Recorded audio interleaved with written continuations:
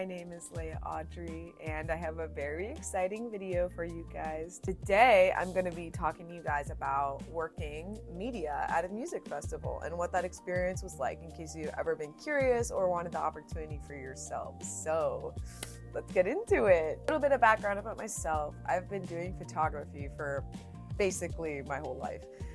My dad was always taking pictures and videos when I was growing up, and so I was just always jumping at the chance for it to be my turn. And LDR, I had many degree focuses in college, but I did end up deciding to get my bachelor's degree in photography from SCAD, and I did that during quarantine with my transfer credits. So that alone is a very unique journey that I would love to share with you guys if anybody has any interest. In my touring time this year, working with vendors in the music festival scene, I have my camera with me, and I have been documenting a lot of that. Part of me was curious about what it would be like to photograph the festival space. So Deep Tropics 2 years ago, if you guys have heard of that festival, it's in Nashville and it's focused on sustainability, and they have a lot of roots in house music, but they have a little bit of everything. I went with my friends Bree and Newman. I was still very baby to the festival scene. It was just a wonderful time. So fast forward months after that first experience, I reconnected with someone who works on the sustainability event portion. His name is Clay. And I interviewed him for my podcast, and that was really cool because it gave me a new look into how things are done in a scene that I love so much, and how things are thought about on a higher level. So after that happened, I realized that my vendor friends weren't going to be vending at this event, and I still wanted to go back. But about 3 months before Deep Tropics was going to happen, don't quote me on that, I'm not exactly sure the timeline, but they posted on their social media, on their story, a link to applications to get involved. And so I thought, this is really cool, maybe I should try. Well, the year before, when I went as an attendee, I had brought my film camera because I was starting my venture back into shooting only on film, which is mostly what I do at this point. And I had shot a roll of film there. So I thought, maybe I should send that. What's the worst that can happen, right? I've never shot at a music festival, but I really believe in their vision, in their mission, and I have some pictures I took last year, so why don't I just share it with them? So I did, and then about maybe a month before, again, don't quote me, they sent me an offer that they wanted to hire me on as a contracted part of their team to be on the media team. So that was really exciting. I really actually jumped up and down in my kitchen. I cried some happy tears because it feels good when you put yourself out there, right, for something that you're really passionate about and you work really hard for. I also met my boss, Jason, who is Atlanta local too, but he's been doing this for a really long time. So that was also really validating to have someone look through this work and hand select their team that they want to capture this event.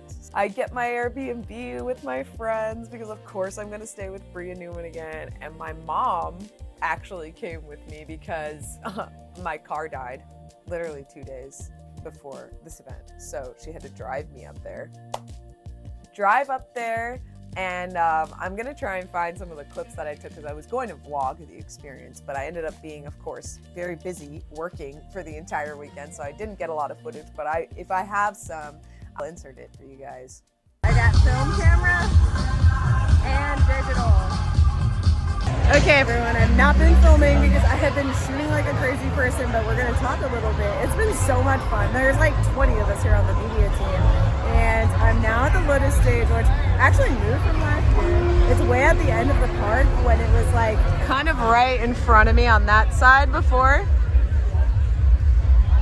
So I'm out here. I was in the spa for the last 2 hours, and now we're just floating. I found my friends, and I think I'm gonna try and get some more real riders for the next set. And honestly guys, I have no idea who's playing. I'm just vibing. So it's day 2, and I severely underestimated the amount of time I was gonna have to get vlog shots. So it's gonna be interesting today because I have a lot more things I'd like to capture, and I want to shoot 3 rolls of film. So bear with me, you guys, but it's gonna be a fucking day. Today is going to be the day. So I'll see you guys in a little bit.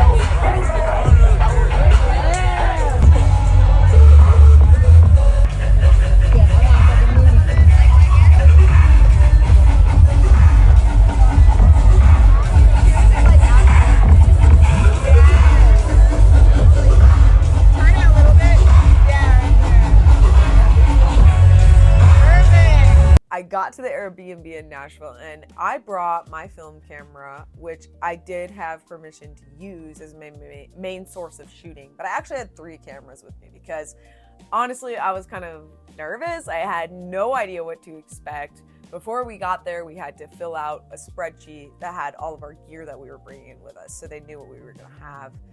And so I filled that out, and I got there on the first day, and honestly, everything went pretty smoothly. There was a little bit of confusion on like where media people should enter the venue, but I think that's just commonplace, especially having worked on the other side of event management. Things change a lot very rapidly. So it was more like oh, I was told to come here, and they're like, actually, you have to go over there. So no problem, right? I went, I checked in, I go back to the media trailer, and seriously guys, I feel like a kid on Christmas because I'm walking back into this venue before it's open yet, and I'm going into these trailers, like these artist media trailers. I have entered the venue, and guess what? Hold on, let me switch hands. Credentials. They're behind the scenes that I've never seen before, and it's literally dead next to all of the DJ trailers. So of course I'm out here like, ah! I go back and I walk into this little trailer, and boom, there's like 4 people sitting in there, mountains of backpacks full of gear, 1 little fold-out table, and luckily AC because it was really hot.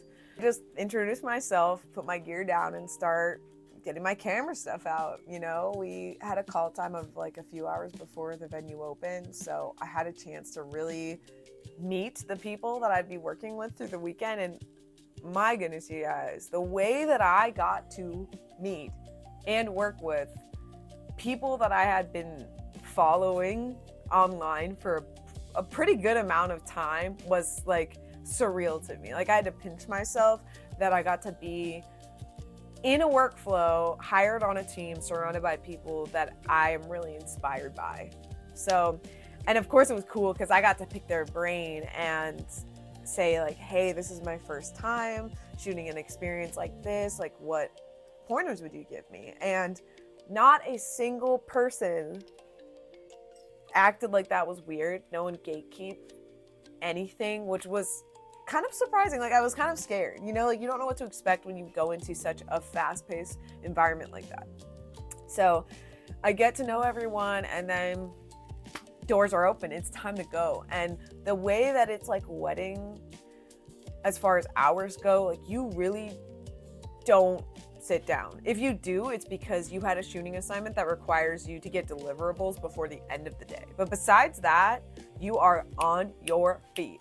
And I'm just running around like participating in the festival, but also getting to capture the life of it. We had a basic sheet, a spreadsheet that Jason had made for us that had all of our like where you should shoot and what you should capture, which was really nice for a planner. I could just look and say, at this time, you want me to be here and I'm gonna capture those things.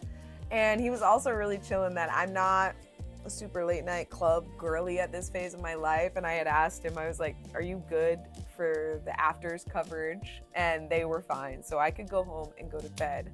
But I would say that that's not very common. They just happen to have a lot of media team people. So there was enough to be done. It was really nice, and it made it less stressful for me as a little newbie floating around to know, okay, did I shoot these things? Yeah, I did. Cool. I'm gonna move on to the next thing. I did have a camera that was capable of shooting video, but I didn't end up doing that because I didn't have like microphone attachments or anything like that. And a lot of the people that I were with are well set to do video. So I just let them do their thing and shine. And I think that's the beauty of hiring enough people on a media team like that, is you have, you know, at least 15 people to capture the life of the event. So you have a lot of different perspectives. No one's really gonna focus on the same thing. And I did make a mental note that when I would see more than 3 media people at a stage or in an area, I would just float on to the next space. Because, you know, you look at the perspective of a person who's gonna go through all of these images and have to post them. You don't want them to have to go through, you know, the same 70 images 30 times, right? Or at least that's the way I was thinking about it. And I think it worked out well. I think that I was also lucky in the sense that my workflow is just different. And shooting mainly on film, I wasn't having to like shoot, go back to the trailer, edit a bunch of photos, drop them in the Dropbox, and then keep going. I think if I was solely on digital, I probably would have been doing that a lot more. They also didn't expect us to upload everything that we had right on the spot, right that night, which I think also is pretty unique and was very much a blessing in my mind, because it's a grind. Some of these photographers that work shows like that and then have work up immediately that night, like, they are working 15 hours at least, because you're from the top of your day, making sure everything is ready to go, actively shooting, moving around, on the spot editing, and then making sure things are in. And I was talking to a girl who shot Soundhaven, and she was out in the wilderness editing these photos, like at sets on the spot in real time. And I would wake up the next day and it would be posted on the social media, you know? So those are things to consider. I have only shot at Deep Tropics, hired on the media team. So I can't speak to what different contracts, what different agreements, what things like that could look like for other work situations within a festival space. But I will say that I had a great experience. I learned a lot. I learned that I really do enjoy the documentary side of photographing a music festival. Enjoying being able to run around, seeing the people dancing and having a good time, and then being able to capture that.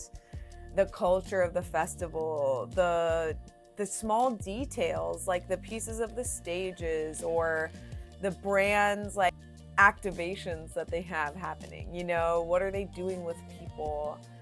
My mom, like I said, was with me, so it was very cool to also show her the experience, because she had never been to a rave before. So not only does she get to see me in an environment that I really, really love, but she also gets to see me doing something that I love, that I just spent a lot of time and a lot of my life working on getting good at, you know? So that was really beautiful too.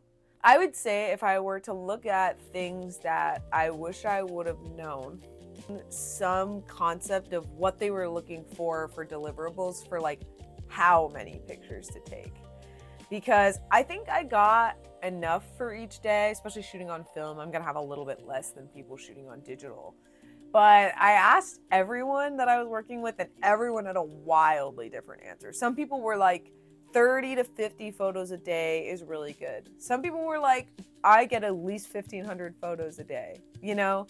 So I think that is something I wish I would have known, or at least known to ask, like the person who's hiring me or someone in the festival, like food chain, what would you like from me for deliverables? Because that's just something that I think probably changes often too. And if you don't do it a lot, you're not just gonna know what kinds of shots are needed, or what they want to post on their social media, or what they want to highlight about their brand and their festival and their event.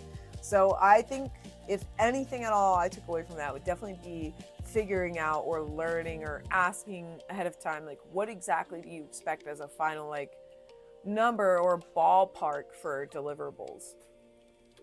Something I definitely took away from that experience is just how incredible my community is. I could start crying right now. I might. Because I saw so many of these photographers too later in the season, as I'm not working on the media team, just still traveling with my vendor friends and watching them just shine and do their thing in their element, but also be able to talk shop with them on the spot and be able to reconnect with them after the fact. Like, I have some incredible interviews lined up with these people to talk to them about how they made their passion reel, which is one of my projects, if you guys don't know. It was very much a blessing for me to be able to capture that and share it with not only the people who put on the event, but the world. You know, the people who watch my work, the people who watch Deep Tropics work and what they post about. So I also learned that it's okay to be unique in this space, which I guess can sound kind of redundant. But me asking them, like, hey, my portfolio was shot on film last year. Can I continue to shoot on mostly only film this time around? And them saying, yeah, that's okay. You know, I talked to a lot of people while I was working that were like, are you shooting on film? And I was like, yeah, that's what I do. And they were like, I wish I knew I could have done that, you know? And that's just where I thrive as a creator. So I just said, hey, can I do that? And they were like, sure. So I think that's something too, you hear it a lot, but in the ways that you can implement it, how are you unique in the space that you're in? Does it require you using like a special tool? You do go for jobs, like dream jobs, do some research, but also make sure that you're being true to your artist style, because you also won't have fun doing it if you have to bend in so many ways that break your creative vision. If I had to shoot only at night, only on digital, I would have just not had a good time. Because that's just not what I'm well versed in. It's like giving someone a new medium to work with, you know? So when you have those goals, put yourself out there, but shoot your full shot. Bring with you what makes you unique, and, you know, having that in your portfolio will also help where you're going to apply to places. Would I do it again? I would, but I think I learned a lot about myself and my workflow and the life of a festival and having this opportunity. So I'm very grateful. I'm very happy. And the people I met and had an opportunity to befriend and create with were really the highlight of that experience for me. And being able to keep in touch with these people who also inspire me on a daily basis, because they're out here just doing the most and living their dreams and making art, it makes me emotional. So yeah, I had such a wonderful season working in the festival space, and I have more to say about that in the realm of not just photography, but that's going to be another video. So I hope this was helpful to you guys. This has been my journey in photographing at a festival on the media team. And if you have any questions, please leave them below. I can always make a follow-up video. Happy to answer anything that you're curious about. And I encourage you to go after your dreams, especially as we set New Year goals. Find something that you've always wanted to do and make a pathway to get there. And even if that's just making portfolio pieces to get you in that door. I will be hosting a portfolio review event virtually with some very, very, very talented people. So if that's something that you're interested in, it's going to be happening on December 26th. Times to be announced, but some of these people that I've been talking about will be attending to review some of these portfolios. So if you've ever wanted to get some eyes on your work, or you want to evolve your work a little bit, let me know. And I'll have more information posted on the Creative Footnotes Instagram soon. So thank you for watching, everyone, and I wish you the best in your creative ventures.